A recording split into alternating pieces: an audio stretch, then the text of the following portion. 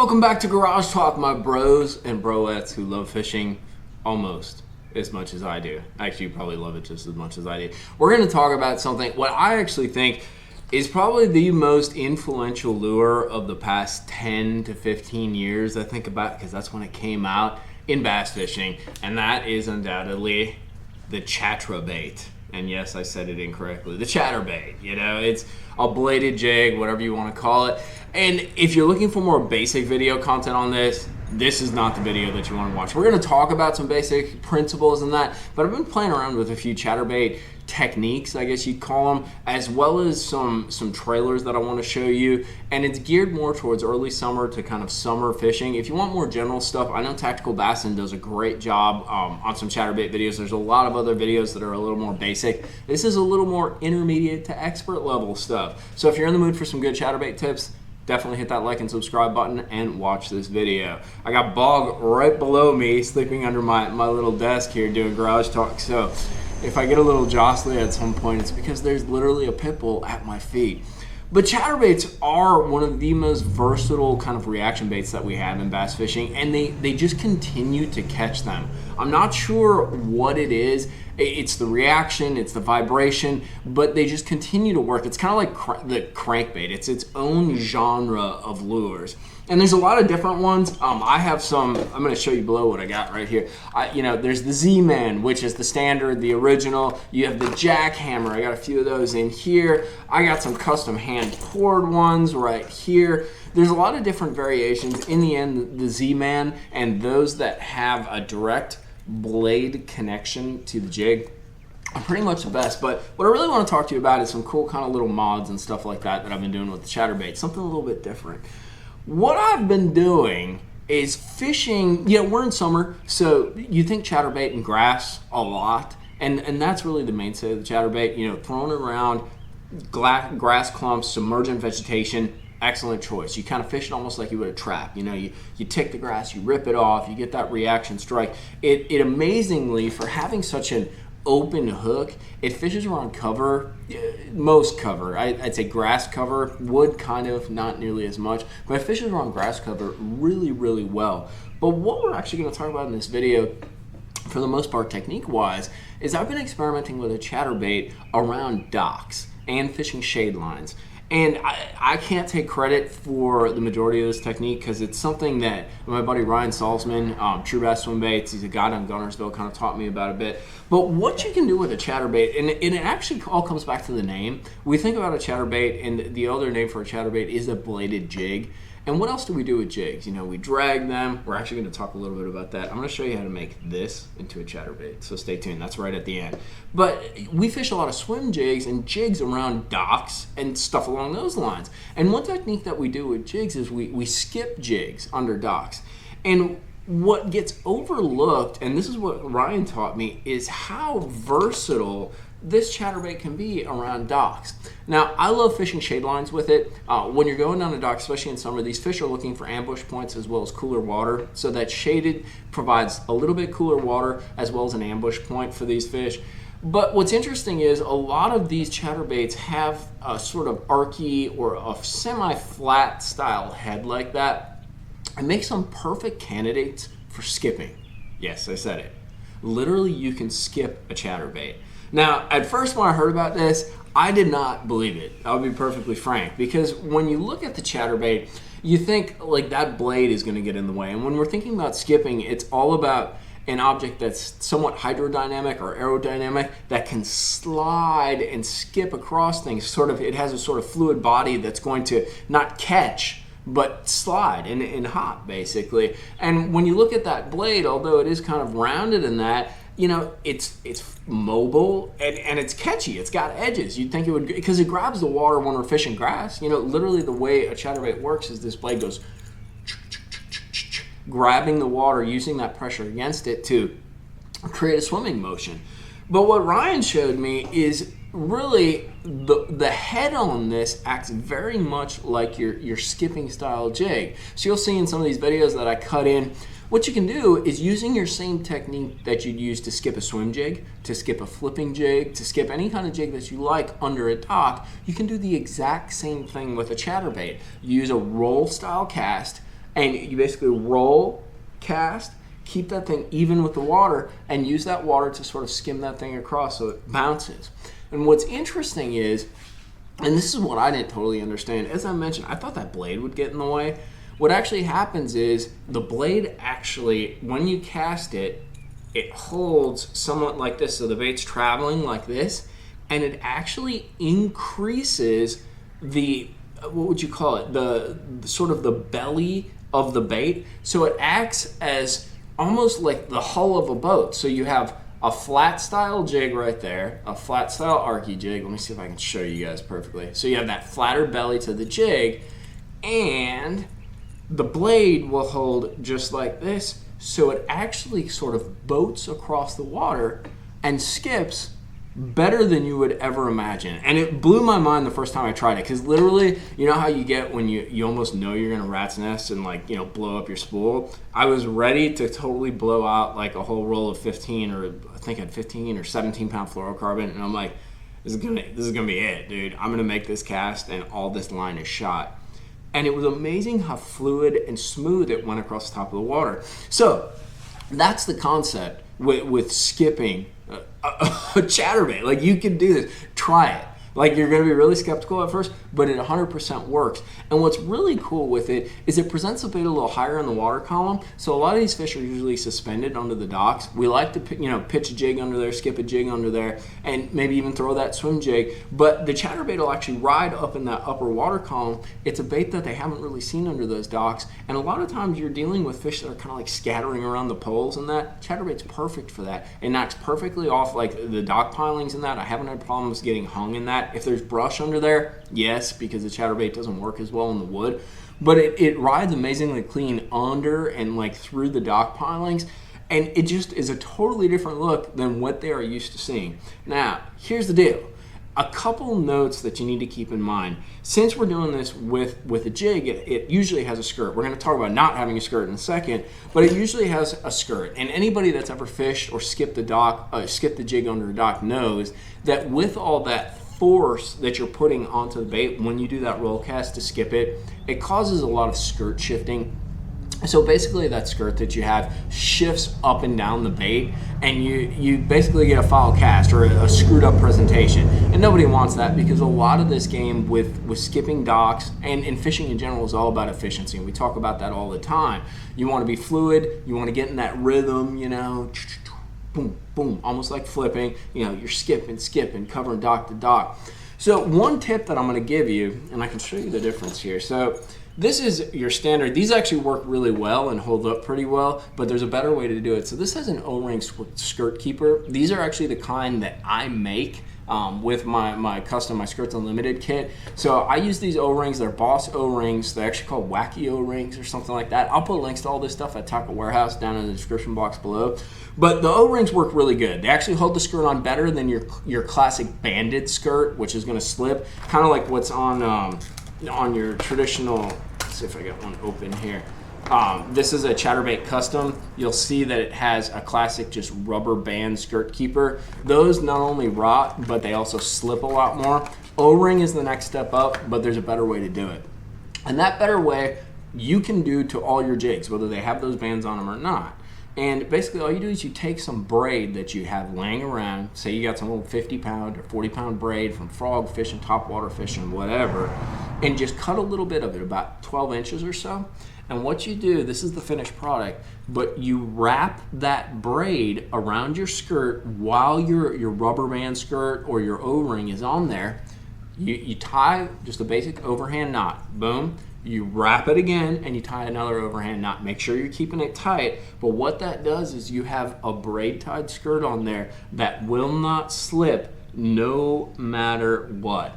And it's super awesome. If you love, this actually works really well for ripping grass too. If you love ripping a chatterbait in the grass and you have that skirt slippage, you know, it's a great way to stop that from happening. What also happens too, you can kind of see with this one, do you see, we always talk about jig skirt flaring.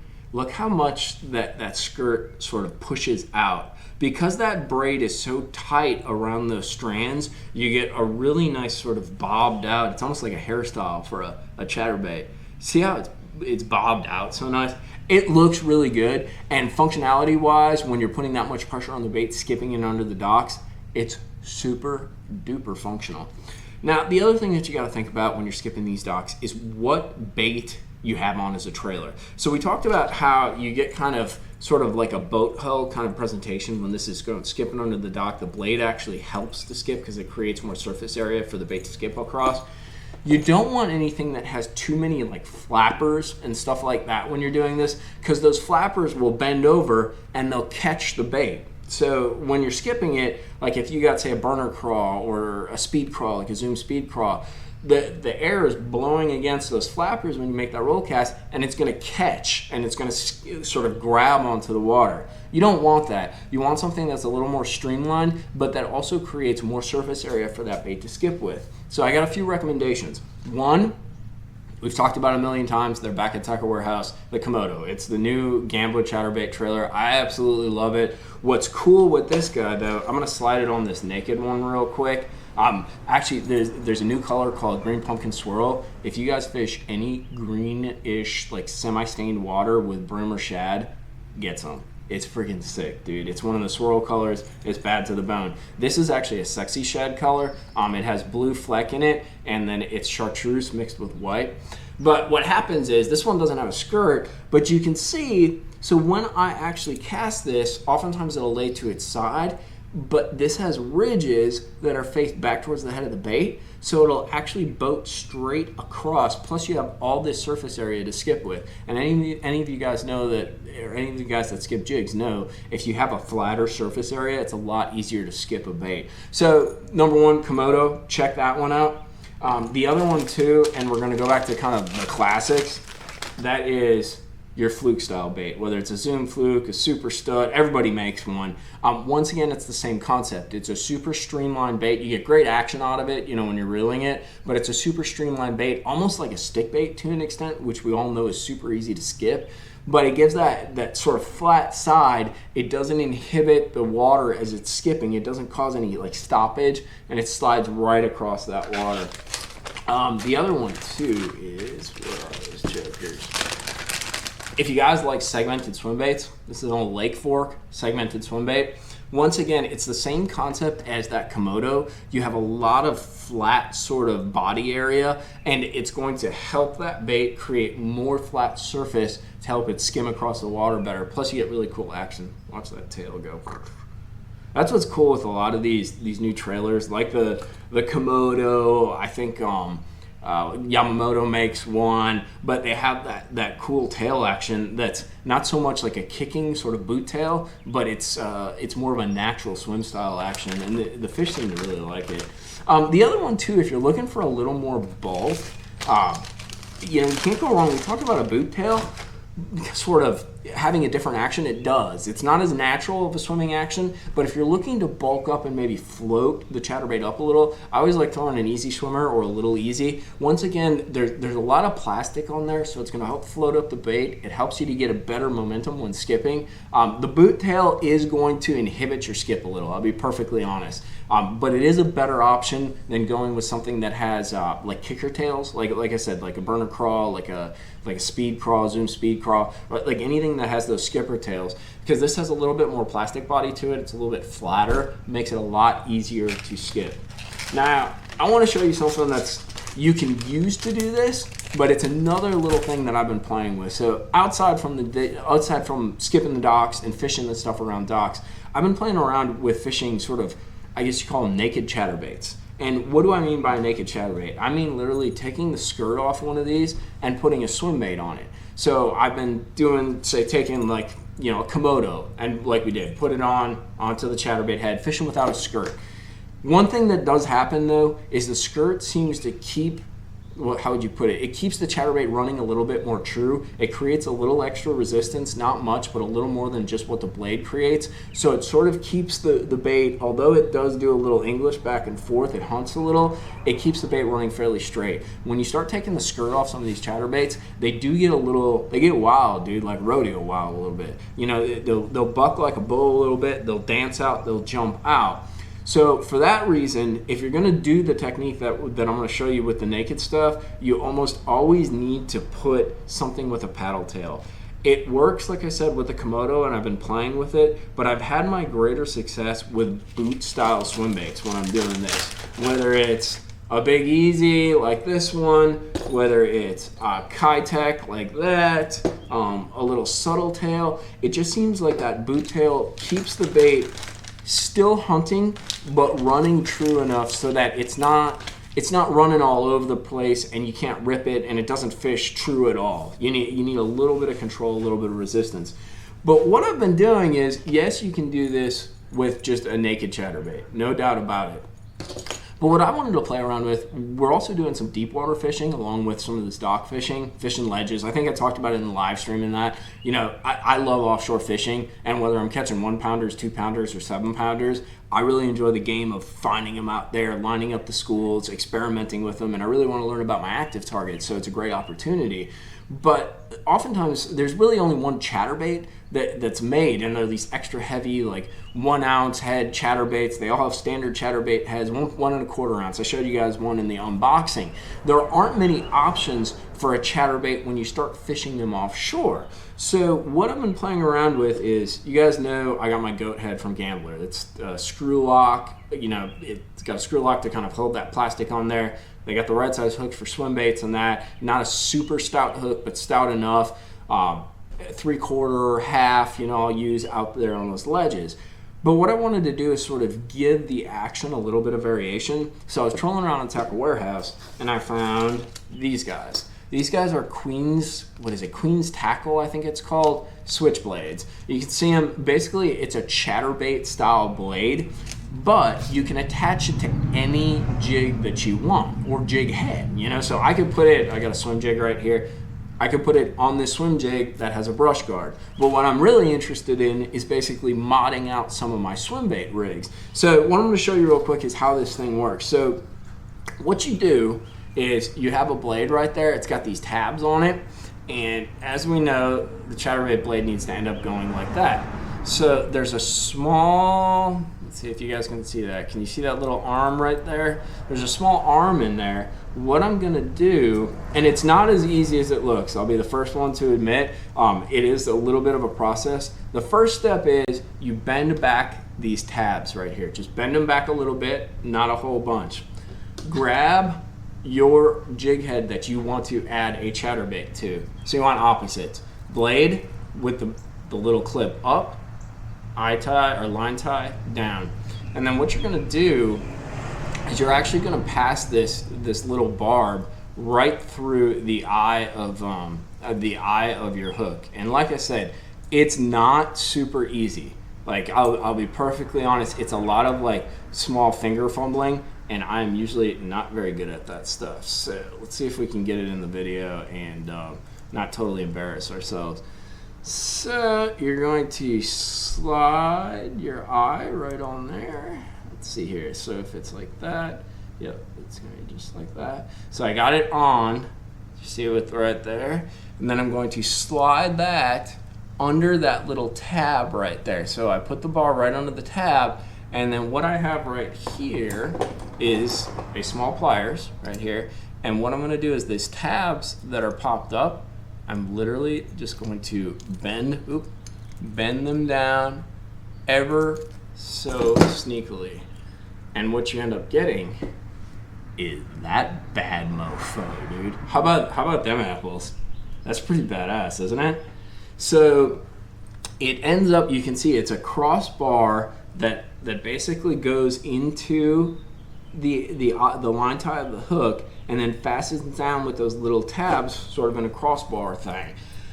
What it's going to do is it's going to give me a chatterbait head action on my classic swim bait jig, so I can mod out any of my swim bait offshore jigs that I'm using, make them into a chatterbait. I will warn you though, and we've talked about this with chatterbait videos before, the nice part about a chatterbait for fishing around grass is the blade gives it rise. The bad part about a chatterbait fishing structure, like hard bottom and things like that, where you want to kind of keep either bottom proximity or bottom contact, this blade actually causes rise.